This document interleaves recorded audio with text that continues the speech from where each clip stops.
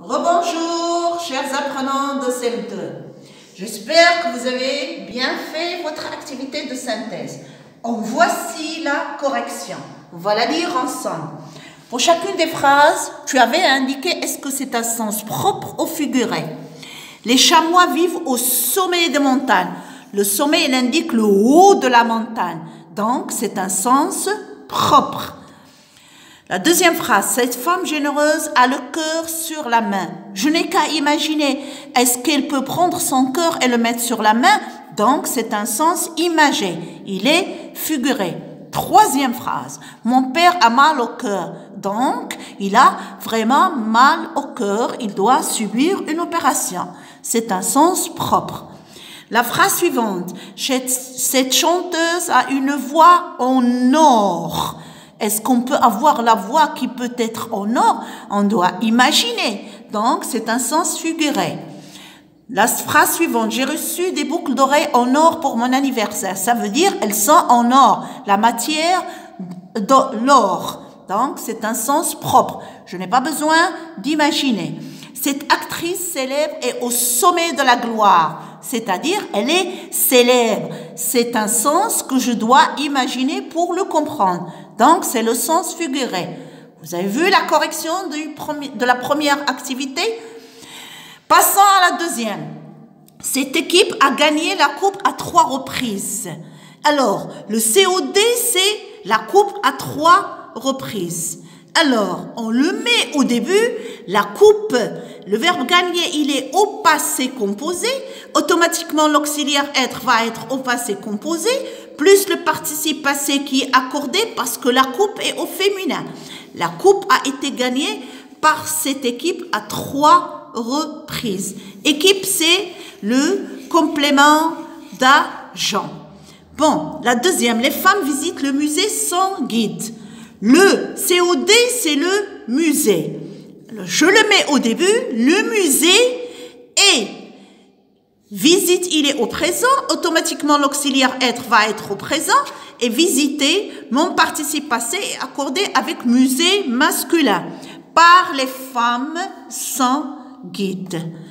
La phrase suivante. Un enfant caressait le chien. Le chien, c'est le COD.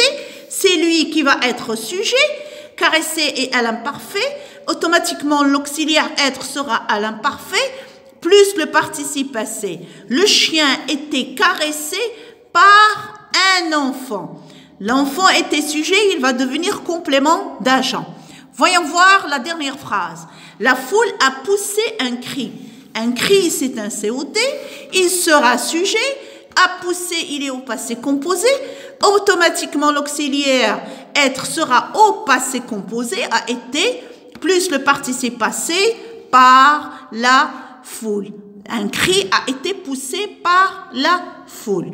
Bon, mais c'est non composé au pluriel. Un pied de biche, des pieds de biche.